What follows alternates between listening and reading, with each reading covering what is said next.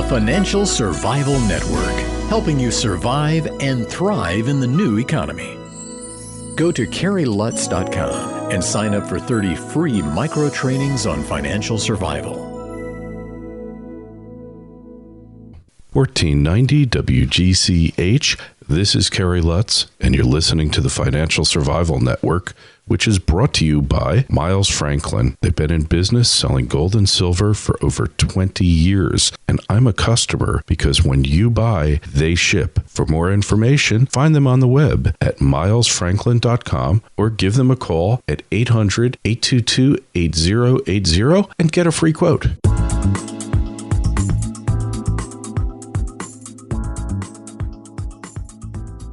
Carrie Lutz, live at Hard Assets New York, and been having a pretty good turnout here. A lot of interesting companies, and I bumped into our old friend Danielle Park of jugglingdynamite.com. She gave a presentation, and it's interesting because things don't always turn out the way we expect, and they're not going to this time.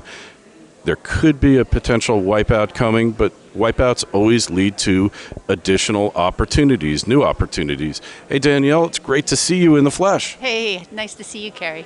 So we're here at Hard Assets. It's an investment conference, and investing in a lot of ways has never been more dangerous than now, has it?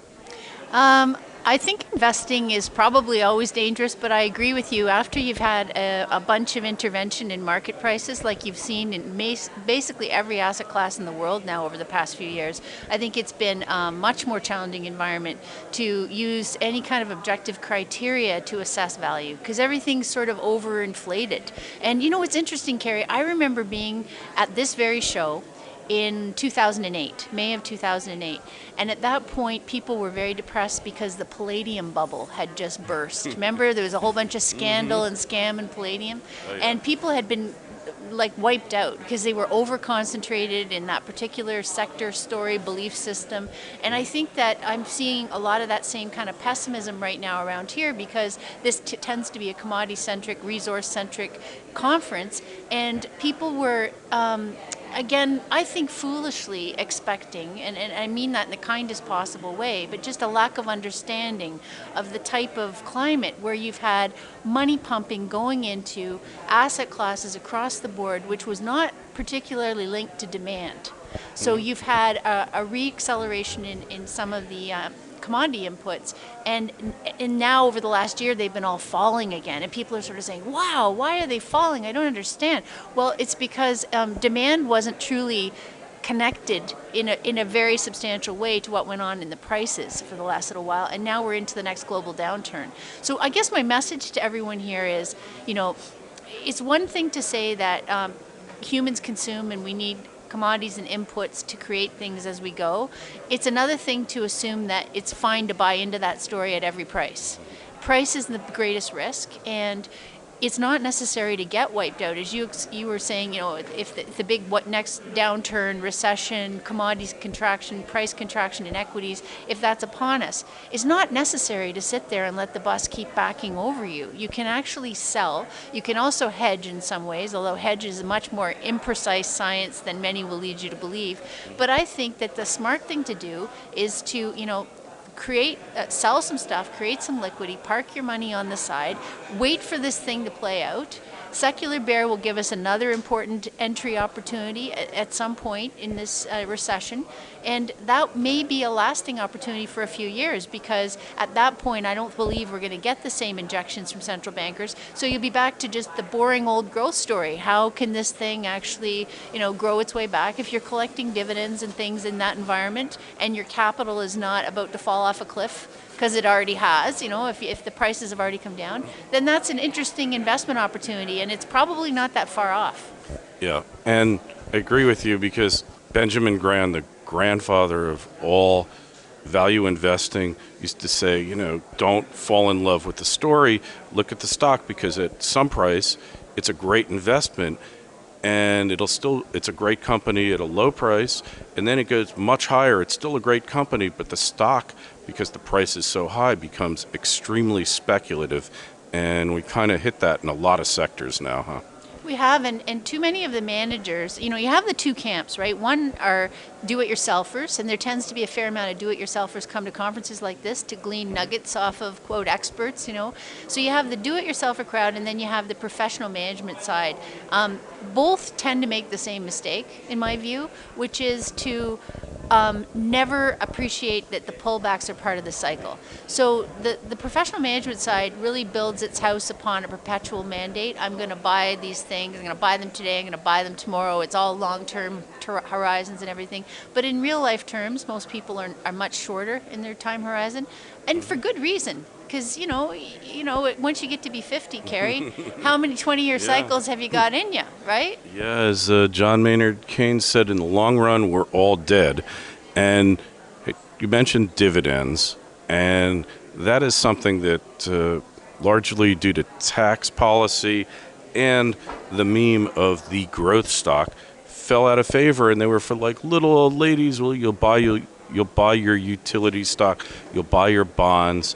But dividend stocks, when you look at their performance over the past 50, 60 years, if you bought your 100 shares of Coca-Cola in the 50s, like Warren Buffett on a much larger scale, and reinvested your dividends, you'd really be someplace now. So what's your feeling on dividend stocks as far as investing? Well, the thing is that I think we're going to be in an environment of slower growth and less capital gain on most securities. So dividends will be key in terms of getting paid, having a point to your investment. You collect income as you go. That's all good. But price has to make sense. So no one has 50-year time horizons. That's the problem. So it's not good enough to say if you start buying it, if you buy some every month at this price. First of all, most people get their lump sums. Like, they sell a business, they sell a company, they get an inheritance, whatever. You have the lump sum savings, and it's extremely important that you don't buy it at a high price, have the thing fall for a few years, and then wait while it tries to recover over a decade. And that's the typical behavior price.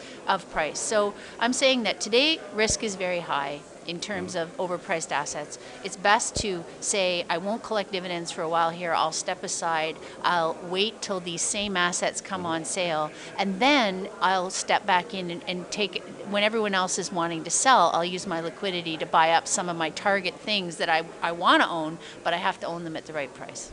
Yeah, is that saying, when there's blood on the streets, when everybody's rushing for the exit, that's when you need to start looking seriously, thinking about investing there, because it is cyclical, and generally the herd, 80% of them are always wrong. So how do you determine fair value for a stock that you're going to buy? How do you figure out that you're not overpaying for it? Is it just looking at a chart? Is it earnings, quality of management?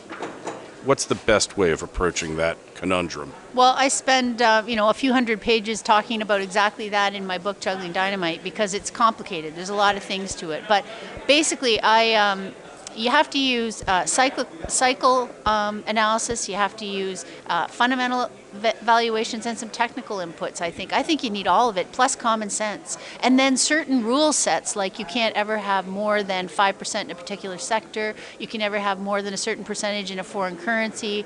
You could always have to have a certain, percentage of your portfolio in high quality liquid cash and things like that. It's wrong to double down on risk with every aspect of your portfolio. And some of those rules, it's the things you set in case you're wrong that will save your bacon. And many people forget about those because they get so in love or excited about the upside stories. Yeah, the stories, everybody wants to be part of something bigger than themselves. They want to be part of the excitement. They want to feel smart. And there's so many emotions that figure into this whole investment paradigm. But in the final analysis, just like a professional poker player, just like professional gamblers, you need a discipline and you need to stick by it, and you need those sell rules so that when the market kind of proves that you're wrong, you're not going to take a hit, or you'll take a smaller hit because you got out when the going was good. And that concept of buying for the long run, there might be certain things, but things are so in flux, it's really hard to invest on a long-term basis. And the best thing, I always say, the best way to invest, in my view, is to invest in your own health, your own education, your own business model. Figure out a business model that you can actually work away at, not for a quick buck in 6 weeks, but for something that you can build value, add value, and build customers. And once you've got that, or an expertise perhaps in your profession, or, not everyone's going to make products, but whatever it is you're doing, invest in all that first. And then, once you get your savings as a product of that investment, then you really need to be very careful with the risk you're taking, because too many people are lazy on the personal discipline investment side in themselves and in their health, and they wanted to get a quick fix, double down buck on the buying other people's assets and stuff, and that is a path to disaster. It always has been, and I suspect it probably always will be. It's funny you mentioned the business aspect, because that's where I've always been the most successful. Investing in myself, investing in businesses that I was a part of and helped develop. There's a book out called Unfair Advantage. Everybody has an area of expertise where they possess an unfair advantage. Unfortunately, our educational system never teaches us to follow that, to follow the passion in life. In fact, everything in life tells you not to do it. Go for security, don't go for passion. I think a lot of that holds true in investing too, right? Yeah, well, I think when you're going to add value, you need to figure out what your strength is. So you have to develop a business that is, fitting for your particular skills and attributes. And some of that takes a lot of self-reflection, a lot of honest conversation with your own goals and ideals, and also making sure that you're not doing things for reasons that are about what other people might want or expect, but really your true path. And once you do that work up front, I think it gets a lot easier. It's the same with investing.